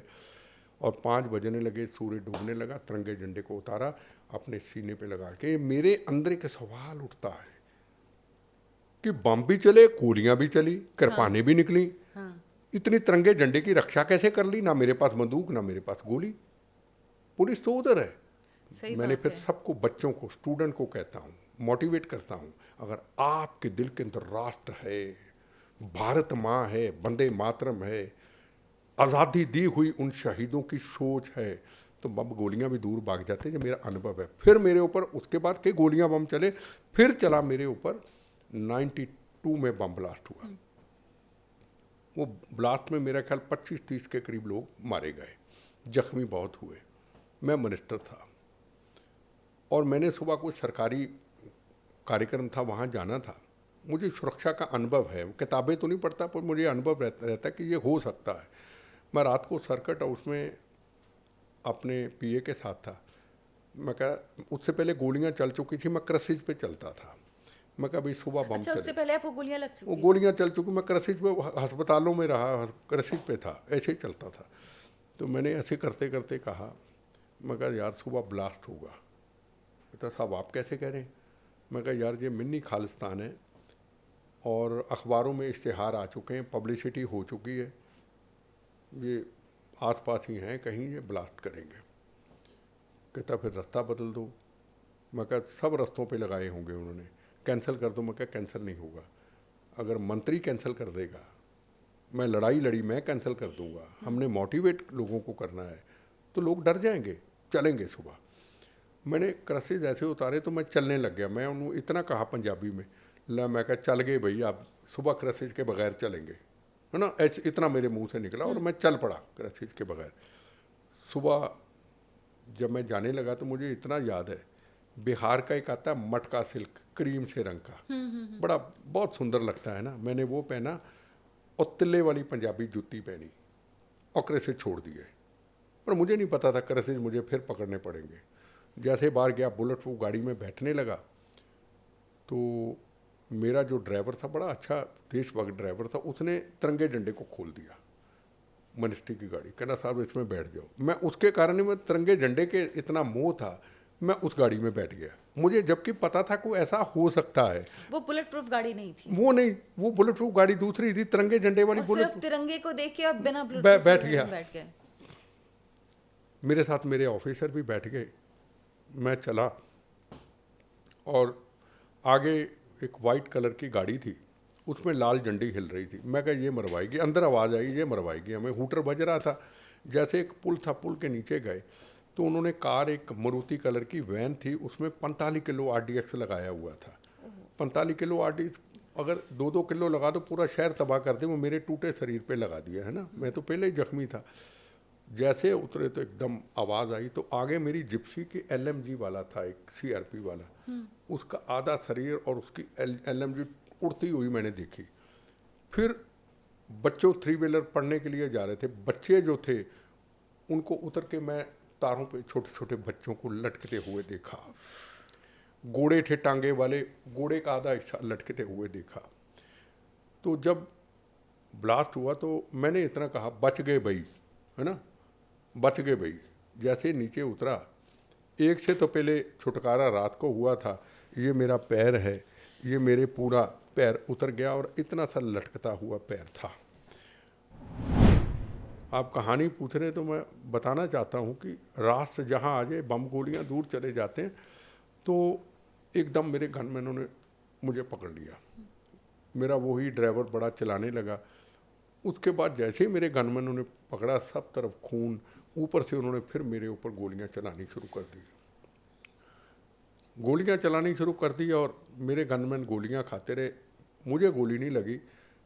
सड़क काफ़ी चौड़ी थी, एक नया नया शीशे का उस वक्त लगते थे, शीशे के ना दरवाजे लगते थे, वो शीशे टूटे, मुझे उसके ऊपर उन्होंने लिटा दिया और एक जवान वही मेरे साथ चला गया और एक जख्मी था। फिर पीछे जो बुलेट प्रूफ गाड़ी में थे मेरे पिए, मेरे अंकल थे उसमें, वो आए, उन्होंने मुझे उठाया, एक ने मेरे पैर को जोड़ा, फिर उस बुलेट प्रूफ गाड़ी में बिठाया। और स्पीड ब्रेकर जैसे हुआ, क्योंकि उस वक्त बुलेट प्रूफ गाड़ियाँ जगाड़ होता था, टूटी फूटी है ना, जोड़ के, नहीं आजकल तो नहीं आ गई, तो गाड़ी रुक गई, बंद हो गई। फिर उतारा, फिर मेरे पैर को जोड़ा, खून बह रहा है, बाल्टी की बाल्टी। फिर स्वराज माजदा नीले रंग की आती, वो उसकी ऊंचाई होती है, वो भगवान की कृपा, भगवान ने भेजा था, रुक गई। तो मुझे उसमें उन्होंने बैठा दिया और मैंने कहा भाई मुझे सरकारी अस्पताल मत लेके जाना, कक्कड़ हॉस्पिटल वहीं लेके जाना। मैं वंदे मातरम, भारत माता की जय बोलता गया, मुझे ले गए। और मुझे डॉक्टर जो बताते हैं, जब मेरे इंजेक्शन लगता है तो कहते हैं बेहोशी का, तू तब भी मेरा धर्म भारत माँ, मेरी जात वंदे मातरम बोलता रहा। तो मैं भगवान से कभी ध्यान में होता हूँ, सवाल पूछता हूँ, मुझे कभी ऊपर जाऊँगा सवाल पूछूँगा कि मेरा पैर भी उतर गया, रात को क्रसेस भी छोड़े और मेरा खून भी बाल्टी का बाल्टी टूटे शरीर में बह गया, तो मुझे दर्द क्यों नहीं हुआ? ये मेरा एक भगवान से, मेरा अपने आप से, मेरा कुदरत से एक सवाल है।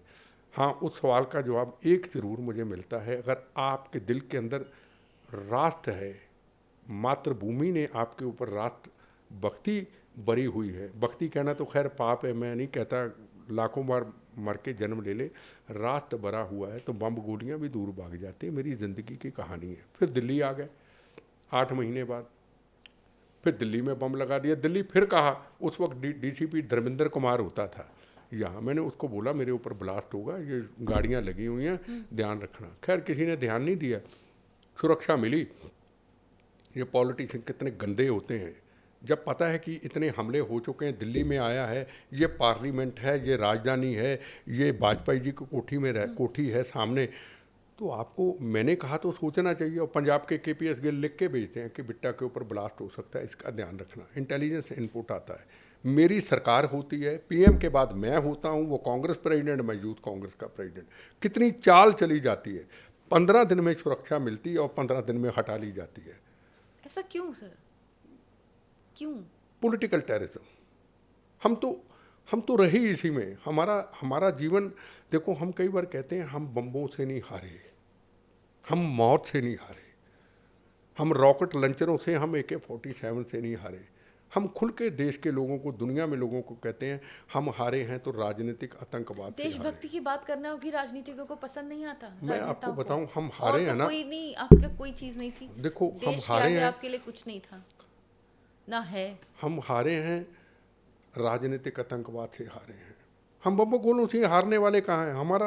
हमारा मैं सच्ची बताऊं, मैं ना कई बार सोचता हूँ यार, कहता हूँ यार मैं भी जवानों आपके साथ दुनिया से चले जाता। यहाँ भी 35 लोग शहीद हुए, 30-35 के करीब वहाँ हुए, 70 लोग मेरे साथ शहीद हो चुके। तो मैं कहता यार मैं भी आपके साथ दुनिया से आपके साथ ही चले जाता। पर नहीं, भगवान की आवाज़ आती, नहीं तुम्हें ज़िंदगी का तमाशा देख के आना है। नहीं, इसका कारण एक हाँ, और है। देख के आना है। अगर तू मर जाता तुम्हें पता ना चलता, मर जाता तो तुम्हें शहीद कहते, भाषण देते, श्रद्धांजलि देते। जिंदा रह के देख, तुम्हें ये कहते कि तू मरता नहीं है, ये सवाल उठते तू मरता नहीं। ये कांग्रेस पार्टी बुरी नहीं है, उनके लीडर कहा करते थे। और जिस आतंकवादी ने दिल्ली में हमला किया, उसका वकील कौन था? कपिल सिब्बल। उसका वकील कौन था? तुलसी। आज उसका वकील कौन है? मुकुल रस्तोगी। वो 25 लाख एक पेशी की फीस लेता है। मैं खून पसीने की कमाई से 5-6 लाख अपने वकील को देता हूँ। ये मेरी हालत है। कोई बात नहीं, अकेला हूँ। वो कहते ना, झुक जाता तो सारे मसले हल हो जाते, पर मैंने अपने किरदार का कत्ल ना होने दिया, ना कभी होने दूंगा। अकेला हूँ, किसी की सपोर्ट नहीं, ना मैं लेता हूँ। नहीं, अभी भी आपको क्या किसी की सपोर्ट नहीं मिलती है कहीं से? जरूर मैं लेता ही नहीं। कौन देगा? सपोर्ट मांगनी पड़ती है क्या? हाँ, सही ना, बात। मैं अगर शहीद परिवारों के लिए खड़ा होता हूँ, मैं अगर जवानों के लिए खड़ा होता हूँ, मैं अगर भारत माता के लिए खड़ा होता हूँ, तो भारत माँ मुझे कहेगी मैं तुम्हें सपोर्ट दूँ? शहीद परिवार कहेंगे सपोर्ट दे? ये मेरा कर्म है, ये मेरा कर्तव्य है, मेरा एहसान नहीं है। मेरी को कुर्बानी नहीं है। कुर्बानी कहना भी गुनाह है, पाप है। मैं तो बची हुई जिंदगी में ड्रामे देखता हूँ, तमाशे देखता हूँ।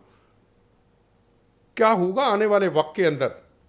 ठीक है, आपने मोदी जी को कमज़ोर कर दिया, कोई बात नहीं, पर आने वाली जनरेशन, याद रखना, आने वाली जनरेशन रोएंगी। राजनीतिक लड़ाइयाँ हो सकती, पर आने वाली जनरेशन कुरलाएंगी, माँ बाप कुरलाएंगे। जो वोट के दिनों के अंदर नैनीताल और मंसूरी और डलहौजी घूमते रहे, वोट नहीं दिया, वो कुरलाएंगे। मत सोचिए बीजेपी, मत सोचिए मोदी, देश सोचिए। देश प्रथम राष्ट्र सोचिए। 56 इंच की छाती लेके जाता ना चाइना बॉर्डर पे, क्या बताने जाता है? कहता चाइना वालों, पाकिस्तान वालों, पहली गोली मोदी का सीना पार करेगी, फिर ये गोली मेरे जवान को लगेगी। भारत माता तो बहुत दूर है, हम समझ ही नहीं पाए यार। उसकी माँ चली जाती है दुनिया से, कोई ड्रामा नहीं, कोई दिखावा नहीं। हमें पता ना, हम राजनीतिक लोग देखते हैं, किसी की माँ चली जाए, पिता चले जाए, हम राजनीतिक लोगों को बुलाते हैं, बिट्टा है, गाड़ियाँ आएंगी, सुरक्षा आएंगी, कमांडो होंगे। माँ भूल जाते हैं, बाप भूल जाते हैं, भाई भूल जाते, चला जाता है। उस पर भी राजनीति होती है, दिखावा होता है। माँ बाप की शहादत, उनकी डेड बॉडी पड़ी होती, वहाँ भी राजनीति होती। मेरे फलाना आया, मेरा अरे हेलीकॉप्टर आ रहा है, प्लेन आ रहा है। मोदी ने कहा ना, कोई नहीं आएगा, अपना कर्म करो, संस्कार करो, और चले जाते कलकत्ता के अंदर। को कदर ही नहीं यार किसी आदमी की। इतने कॉरिडोर बन गए, इतनी सड़कों का निर्माण हो गया, फौज के लिए इतना कुछ कर दिया, गाड़ियाँ भागती हुई जा रही हैं, सड़कें पूरे देश में घूम रही हैं, हिंदुस्तान को अमेरिका कनाडा से भी ऊपर बना दिया। यार हम कैसे लोग हैं, मैं समझ नहीं आती, कैसे बेकदरे लोग हैं, इतनी जल्दी भूल जाते हैं। अपन भूल जाओ, हम नहीं भूलेंगे भाई। हमें नहीं पता किसको वोट दो, किसको ना दो। हम कहते यार प्रथम राष्ट्र, फर्ज करो, चलो नरेंद्र मोदी जी, मैं कहता अब मिली जुली सरकार है, मुझे नहीं लगता को कमजोरी आ जाए, छोड़ देंगे, पीछे नहीं हटेंगे वो, मैं सीधी कहूँ। पर मैं एक जरूर कहूँगा, कल को सुन, फर्ज करो ये मुलायम सिंह की पार्टी, ये लालू प्रसाद यादव की पार्टी, या और पॉलिटिकल पार्टियां इकट्ठी होकर सरकार बना ही लें, देश की रक्षा कौन करेगा? 370 धारा तोड़ी है, फिर लागू होगी। कांग्रेस खुद ये बात कहती है। मैं कांग्रेस कोई भी सारी, ये होगा। राम जन्मभूमि पे हमले होंगे, याद रखिएगा, हमले होंगे। देख लेना, हम जिंदा ना रहे ना, आपके रिकॉर्ड में होगा। आग लगाई जाएगी।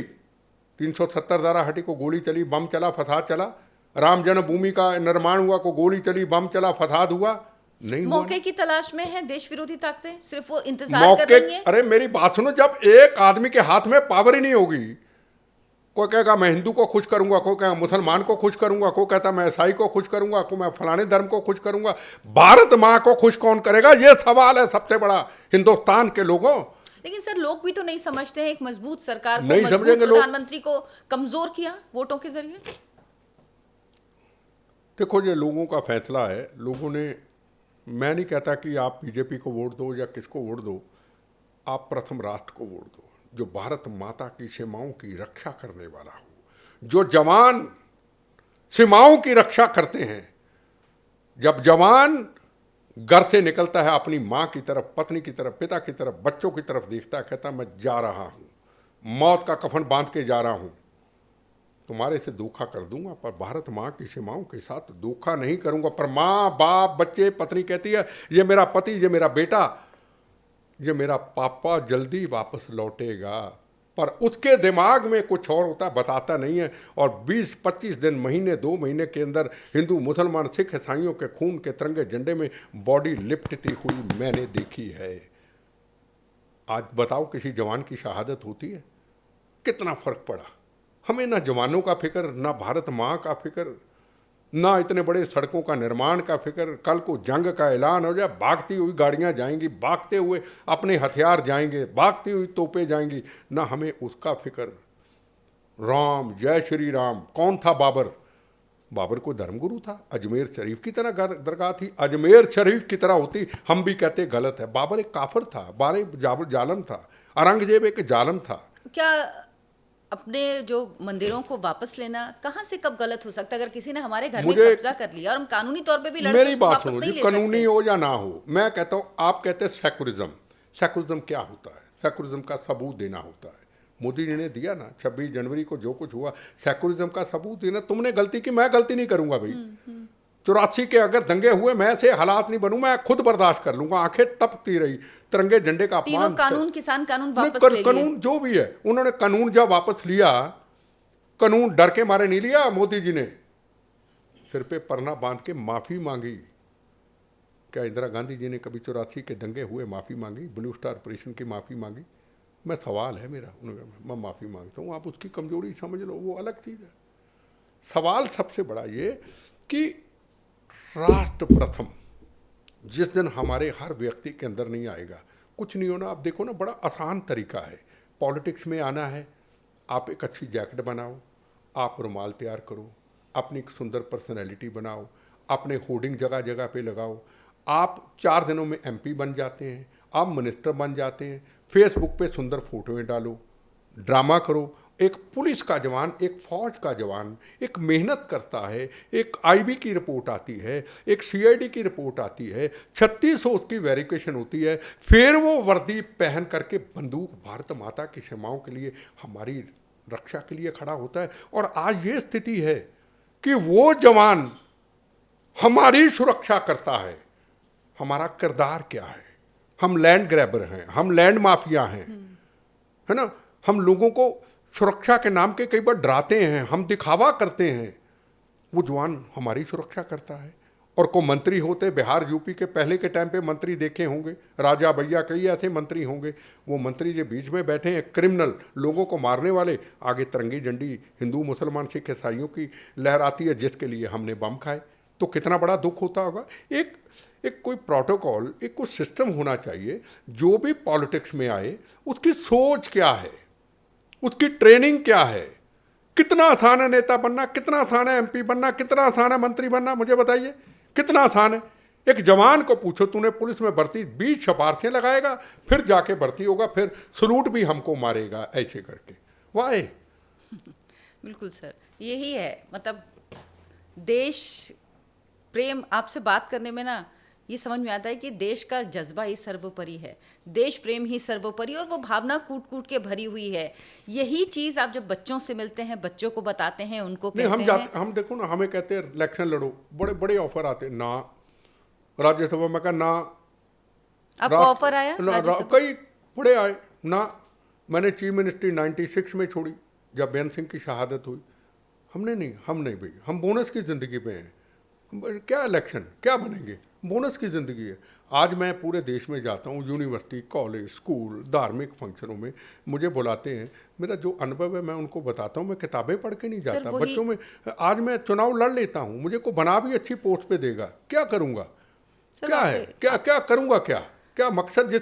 जिसकी व्यक्ति की सोच बोनस और राष्ट्र है और ज़िंदगी बोनस है, मौत से उसकी दोस्ती है, वो आज पॉलिटिशियन क्या सोचता है, आज मैं एमएलए बना, ओहो अब मैं एमपी बनूंगा, अब मैं मंत्री बनूंगा, और ज़िंदगी का यार पल का पता नहीं, हम आदमी दम के पल की खबर नहीं, ज्ञान हमें टगेगा नहीं, ज्ञान टगेगा नहीं कि ज़िंदगी का पल का पता नहीं, और बातें कर रहे हैं 20 साल के बाद भी मैं तो हिंदुस्तान का फलाना बनूंगा। मैं इस चीज़ को मानता नहीं हूं। मैं तो विश्वास करता हूं आज हैं कल आंखें बंद हो जाएं, कोई पता नहीं। बिल्कुल, आपने तो इतने सारे अनुभव किए हैं, एक्सपीरियंस किए हैं, इतनी सारी चीज़ें देखी हैं। सर बहुत बहुत शुक्रिया वंदे आपका हमसे मातरम। बात करने के लिए। आपसे बात करके वाकई में ऐसी फीलिंग आई, कई बार आंखों में आंसू आए, कई बार गूज़बम्प्स हो गए। आपके जो अनुभव हैं, जो आपके एक्सपीरियंस हैं, जो आपने अपनी ज़िंदगी में देखा है, जो जिया है, वो वाकई प्रेरणा देने वाला है। और जिस तरह से आपने कहा कि बचपन से आपके अंदर ये भावना थी, तो बच्चे के मन में अगर बचपन से देशभक्ति की भावना भरी जाए, उनको वो कहानियाँ पढ़ाई जाएं, तो बच्चे भी बड़े होकर MS बिट्टा जैसे ही बनते हैं, जिनके लिए देश ही सर्वोपरि और सिर्फ देश ही होता है। Sir thank you so much. Vande Mataram. Vande Mataram. Thank you.